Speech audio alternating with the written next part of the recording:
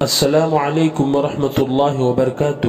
آج کے درس میں ہم انشاءاللہ آپ کو فعل لازم اور فعل متعدی کو پہچاننے کا آسان طریقہ بتلائیں گے۔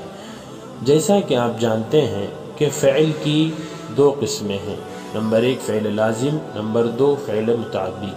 فعل لازم وہ فعل ہے جو صرف فاعل کے ساتھ مل کر جملہ مکمل کر دے، اور فعل متعدی وہ فعل ہے جو مکمل ہونے کے لیے فاعل کے علاوہ مفعول بہ کا بھی تقاضا کرے۔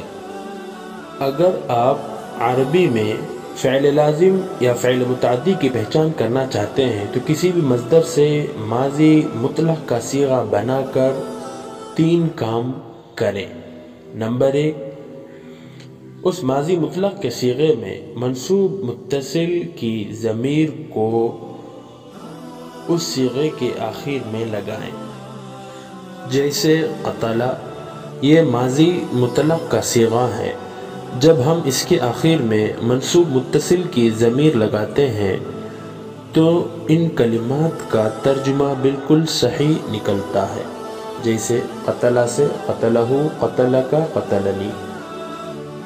اسی طرح ضرب، یہ ماضی مطلق کا صیغہ ہے۔ جب ہم اس کے آخر میں منصوب متصل کی ضمیر لگاتے ہیں تو ان کا ترجمہ بالکل درست نکلتا ہے، جیسے ضرب سے ضربہ، ضربک، ضربنی۔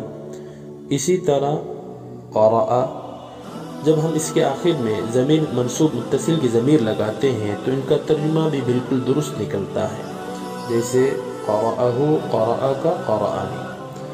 اگر ان افعال کا ترجمہ اردو ترجمہ صحیح نکلے تو سمجھیں کہ یہ افعال متعدی ہیں،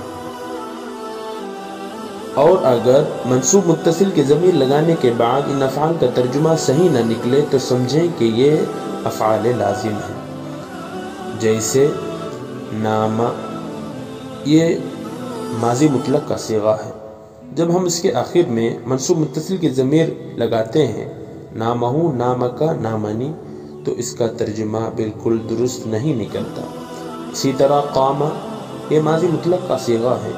جب ہم اس کے آخر میں منصوب متصل کی ضمیر لگاتے ہیں، قامہ، قامک، قامنی، تو اس کا ترجمہ بالکل درست نہیں نکلتا ہے۔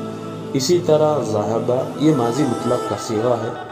جب ہم اس کے آخر میں ضمیر منصوب متصل کی ضمیر لگاتے ہیں، ذہبہ، ذہبک، ذہبنی، تو اس کا ترجمہ بالکل درست نہیں نکلتا۔ اگر اس کے بعد بھی آپ کے دل میں فعل لازم اور متعدی کے درمیان کوئی خلجان باقی رہ جاتا ہے تو اس ماضی مطلق کے صیغے کے شروع میں حرف استفہام ماذا کا اضافہ کریں۔